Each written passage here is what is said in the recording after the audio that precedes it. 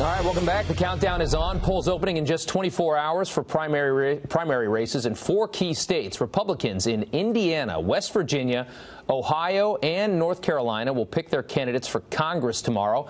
And the stakes are pretty high in some of these cases. So what should we look out for? Here to break it all down for us, editor-at-large for Ballotpedia, Scott Rasmussen. Scott, thanks so much for coming on this morning. We start in West Virginia, where we have a very interesting race, and we have a very vulnerable Senate seat that's held by a Democrat, Joe Manchin. Yeah, Joe Manchin has been elected for 36 years in West Virginia. He's been elected as Secretary of State, Governor, Senator. Donald Trump won the state by 42 points. I mean, this is a shocker, yeah, this is what makes him vulnerable. The question is, there's 3 Republicans in the primary, Jenkins, Morrissey, and Blankenship. Jenkins or Morrissey, if they win the nomination, it's clearly a toss-up race to be very, very competitive. Manchin will have his handful. Blankenship, spent some time in prison. He was involved with a mine disaster. If he wins, then I think you have to say Manchin's going to breathe a whole lot easier. Polling showed Blankenship was in 3rd place a little while ago, including a Fox News poll. But more recently, there's some rumors on the ground that Blankenship is making a late surge. A lot of Republicans are hoping that the president would send out a tweet saying, "Don't vote for Blankenship."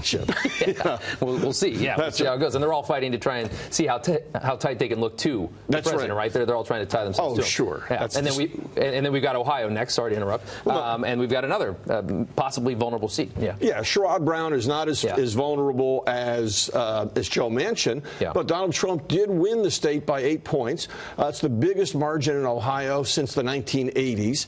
And Brown is a little bit nervous. Jim Renacci, the Republican congressman, is heavily favored to win this primary, but both candidates are supportive of Donald Trump. Absolutely no doubt about that. And the governor there, Kasich, a never-Trumper Republican governor. Interesting to see who's going to take that spot. Well, the one thing we know is it won't be anybody like John Kasich. The Republican nominees are both running away from him. They're both saying we're the best supporter of Donald Trump. Mike DeWine is favored to win. He has a long history in the state. Lieutenant Governor Mary Taylor also hoping to take that job. But they are both, as I said, they're never Kasichs at this point, as opposed to never Trumpers. On the Democratic side, we've got Richard Cordray, who most recently was seen channeling Elizabeth Warren at the Consumer Finance Bureau.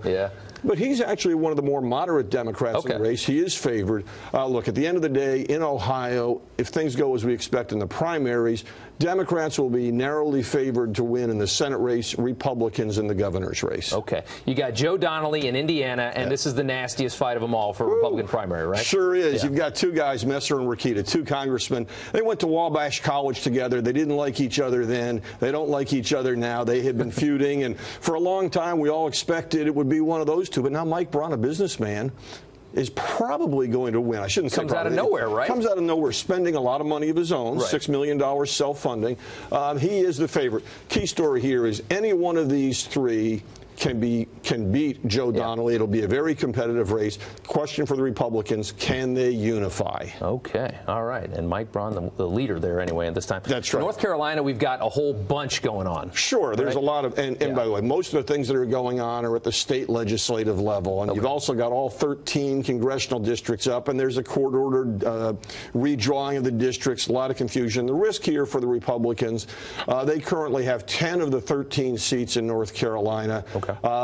Any cutting into that margin, any pickups by the Democrats help the Democrats achieve their overall goal of needing 23 seats to win control of the U.S. House. And the situation is advantageous to the Democrats there, right? Sure, because they've redrawn to get rid of alleged gerrymandering, which is what the Democrats fought for. Exactly. And look, there's a lot of smaller things.